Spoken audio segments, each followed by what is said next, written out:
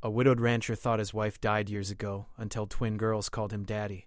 In the rugged town of Copper Ridge, nestled on the edge of the plains, lived Jed Lawson, a man who had long since given up on the idea of family. His ranch was his world. It had been a quiet, solitary life ever since the death of his wife, Eliza, several years ago. The wind that blew across the land often seemed to carry her memory, but Jed had learned to live without her. Or so he thought. Jed's ranch was not a place for comfort. It was a hard, unforgiving landscape, much like the life he now led. Each morning the sun would rise over the rolling hills, casting long shadows over the fields. Jed would climb out of his small wooden bed, pull on his worn boots, and step into the chill of the early morning air. The smell of hay and dust mixed with the sharp scent of the wilderness. The cattle needed tending and the barn needed mending. There was always something to be done. Jed had learned that working his hands to the bone was the best way to quiet the ache in his heart. He would spend his days repairing fences, feeding the animals, and working the land. When the sun set and the sky turned shades of orange and purple, he would sit on the porch of his weathered house, staring out over the plains, wondering what could have been. Years ago, Eliza had been the light of his life. She had been full of energy and dreams.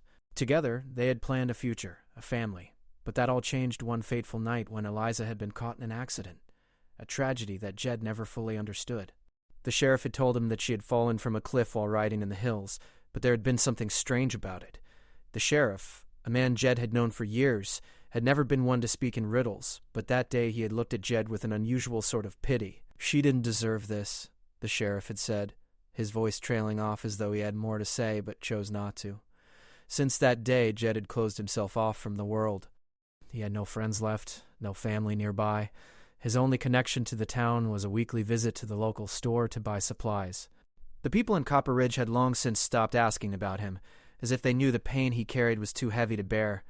One evening, as a thunderstorm rolled in across the horizon, Jed rode his horse, Thunder, through the open plains, hoping the rain would bring some relief. The wind howled, kicking up dust and debris, and the first drops of rain began to fall. He pulled his coat tighter around him, steering Thunder toward a small cave in the side of a hill, hoping to find shelter. The storm had come out of nowhere, faster than Jed had expected. The wind felt like it was pushing him sideways, and the rain was coming down in sheets. The cave would give him some protection, at least until the storm passed. As he dismounted and led Thunder into the cave, he heard a faint sound. At first he thought it was just the storm, the wind playing tricks on him. But then he heard it again, a soft cry, like the whimper of a child. Jed's heart skipped a beat. He looked around, but the cave was empty. The only light came from the faint glow of his lantern, casting long shadows against the rocks. But the cry came again, this time clearer. It was definitely a child. Confused and a little worried, Jed stepped out of the cave and into the rain. His eyes scanned the landscape, but there was no sign of anyone. The cry echoed once more, coming from behind a cluster of rocks near the cave's mouth. Jed walked cautiously toward it, calling out, "Hello? Who's there?" The rain blurred his vision, but he could just make out two small figures huddled together near the rocks. Two girls, drenched from the storm, were looking up at him with wide, frightened eyes. "Hey there," Jed said softly, trying to keep his voice calm. "Are you lost?" The girls nodded, both looking no older than 10 or 11. Their clothes were torn and soaked through, and they shivered from the cold. Jed's heart softened at the sight of them. "Come on, get inside. You're going to freeze out here." The girls hesitated, but one of them took a step forward, the other following close behind. Jed led them into the cave, where they huddled together for warmth. He found his blanket and wrapped it around them, offering them some relief from the cold. "Where did you come from?" Jed asked, kneeling beside them. "We were looking for you," the older girl said, her voice barely audible over the storm. She had blonde hair, damp and sticking to her face. Her eyes were wide and full of fear. Jed blinked, confused. "Looking for me?" We're your daughters," she said, her words heavy with an unspoken truth. Jed froze, his breath catching in his throat. "What?" The younger girl, with dark brown hair and bright green eyes, spoke up. "Daddy, we've been looking for you for so long." Jed stood up quickly, a sense of panic flooding him. "I am not your daddy. I don't know who you are." The two girls looked at each other, their faces a mixture of confusion and sadness. The older one looked back at Jed. You don't remember us?" And Jed shook his head, feeling a sharp sting in his chest. "I don't know what's going on. I don't have any daughters." The girls exchanged another glance before the older one spoke again. We're Amelia and Lily. Your daughters. You're Jed Lawson, right? The words hit Jed like a freight train. He was speechless, not knowing what to think or feel. Could it be true? Had he somehow forgotten? Was this some sort of cruel joke? He stared at the girls, his mind racing, trying to make sense of it all. I think you need to come with me, he said, his voice shaking.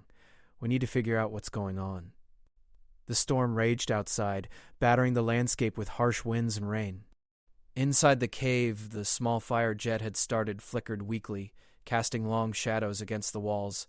Jed sat across from the two girls, his mind racing. They looked so much like his late wife, Eliza. The resemblance was uncanny.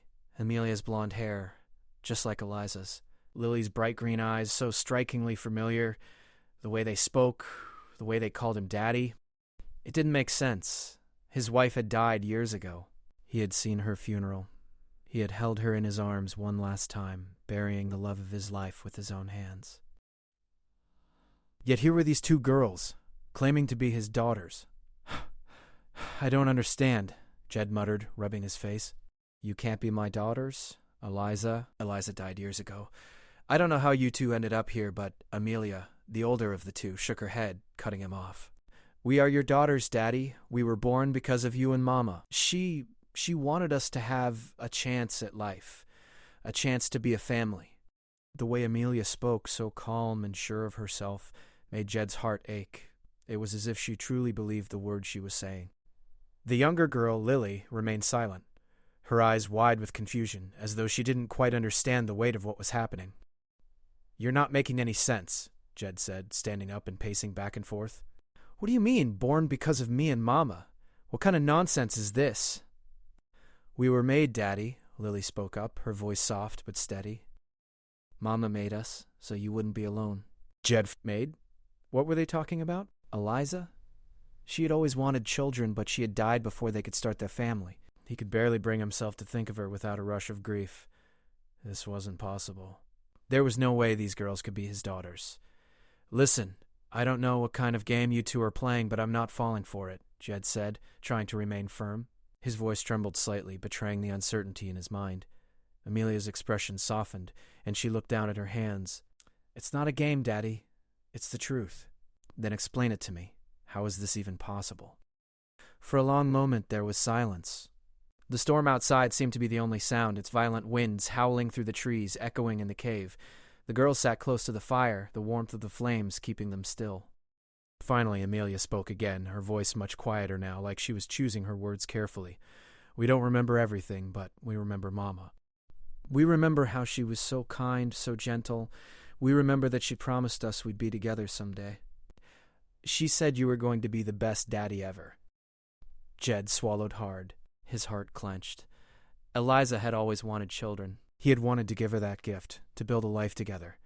But it was all taken away from him in one tragic instant. She wanted us to have a family, Amelia continued, but she was afraid of what would happen if people found out about us. She didn't want anyone to hurt us, so she kept us hidden. But we always knew you were out there waiting for us. Jed's head was spinning.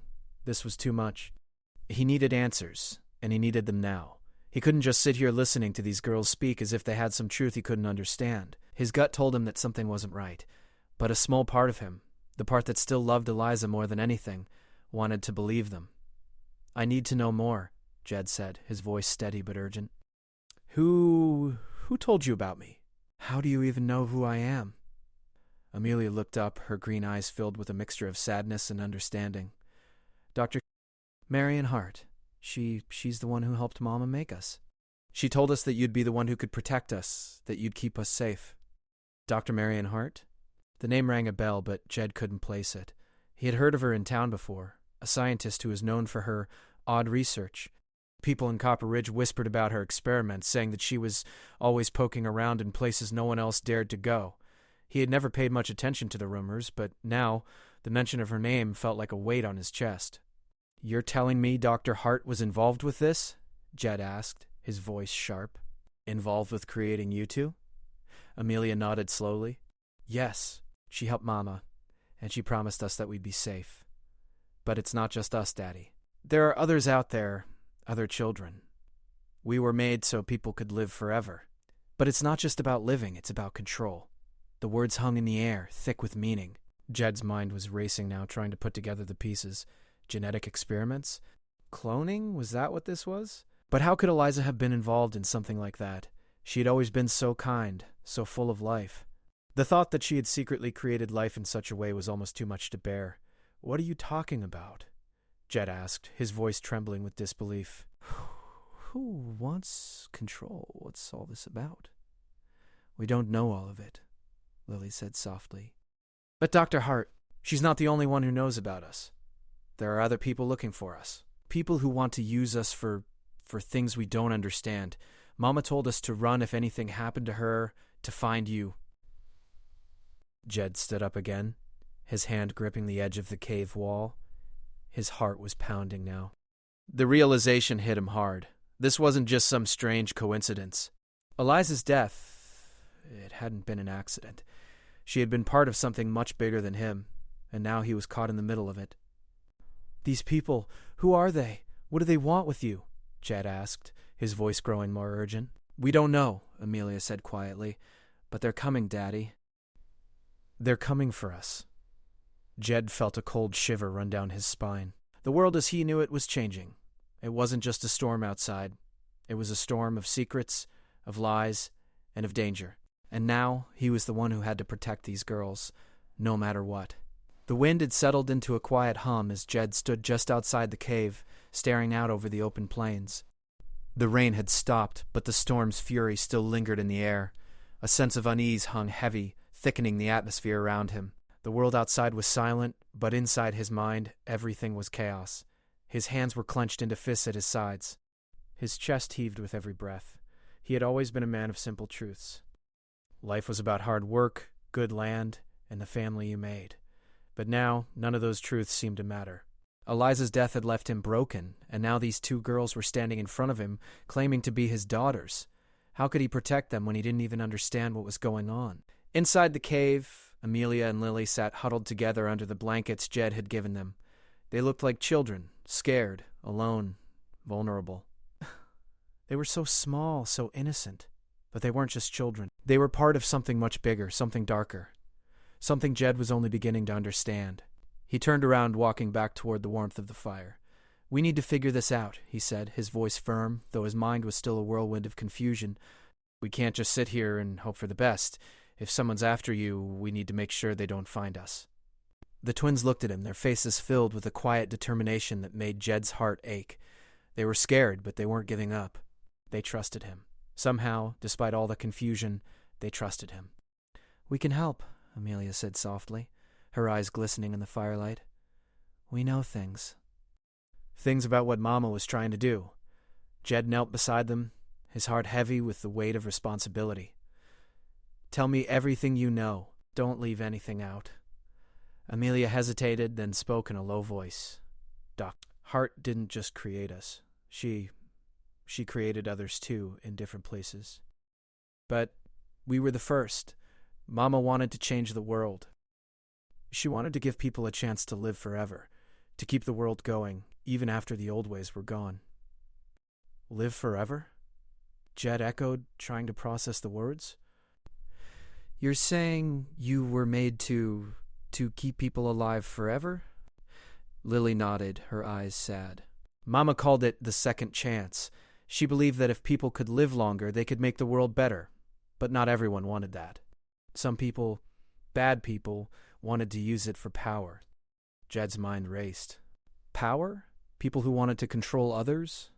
The very thought sent a chill through his bones. He had always known that greed and corruption ran deep in the world, but he hadn't expected it to be so close to home. His wife, his beautiful Eliza, had been part of something like this.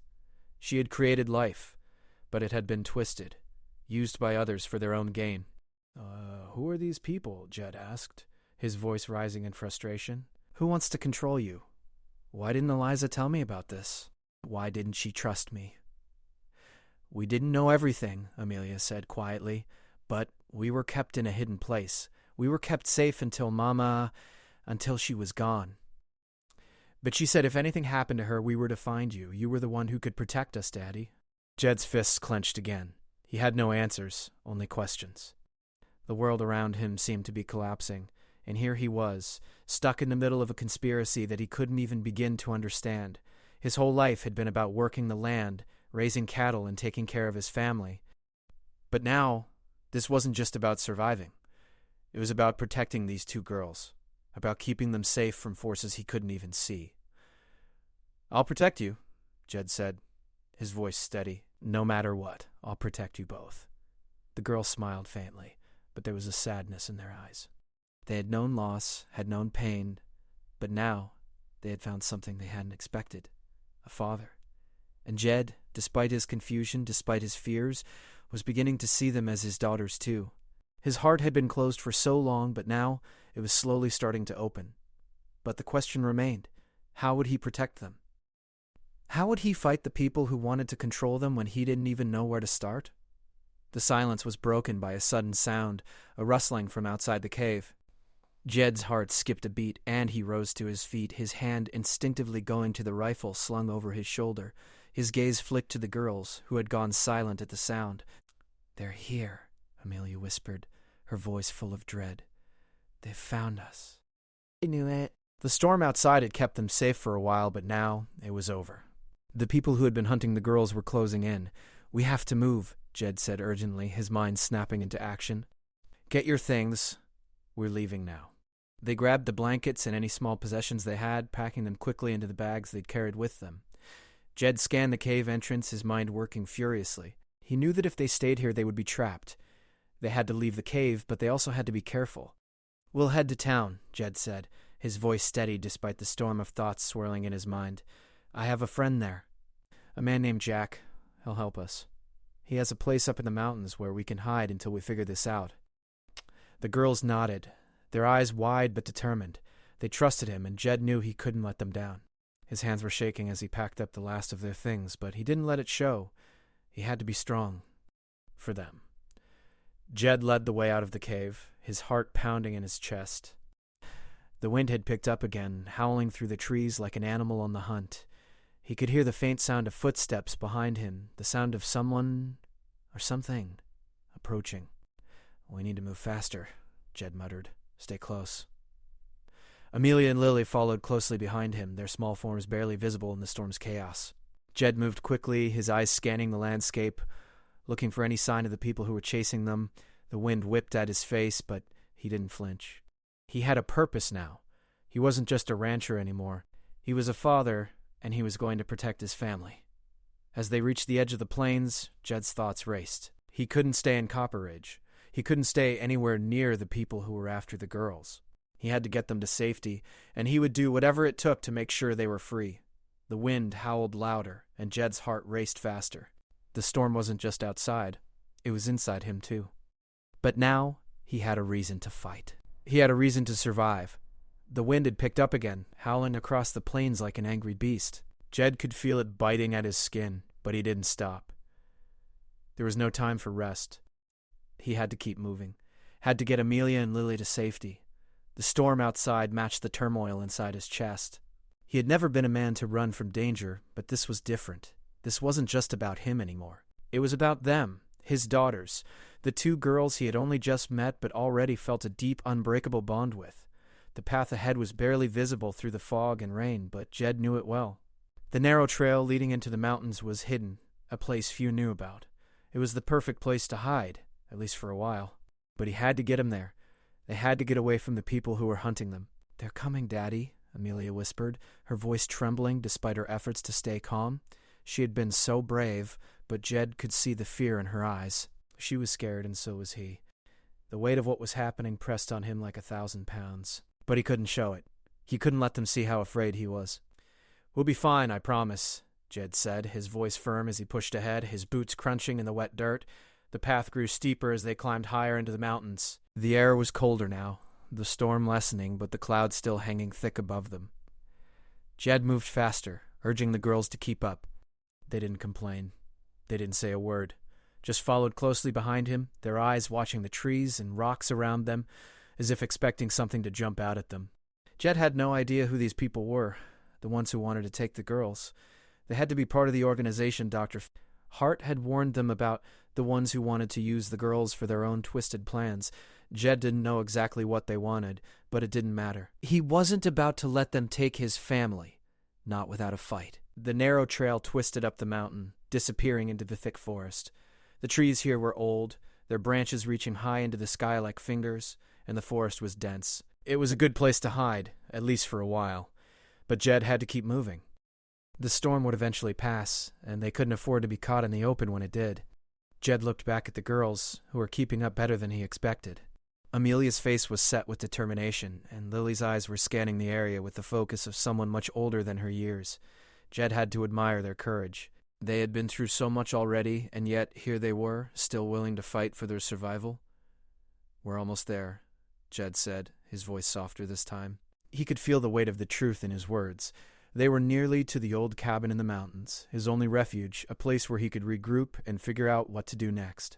He just hoped they weren't too late. As they crested the final hill, the cabin came into view. It was small and weathered, the wooden structure standing on the edge of a cliff overlooking a valley below. The cabin had been built long ago, back when Jed had served in the military, and it had been his retreat ever since. It was the perfect place to hide from the world, but it had been a long time since he'd been here. He wasn't sure what to expect anymore. Jed moved forward, his hand on the rifle slung across his shoulder. He wasn't taking any chances. The last thing he needed was for someone to catch them off guard.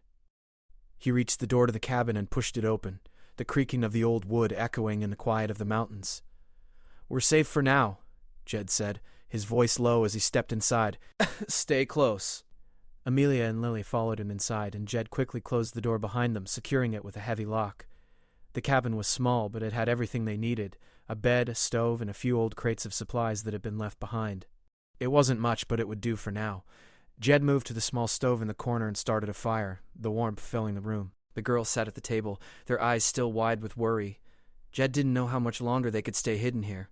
The storm outside was clearing, and when it did, the hunters would be back on their trail. He had to act fast.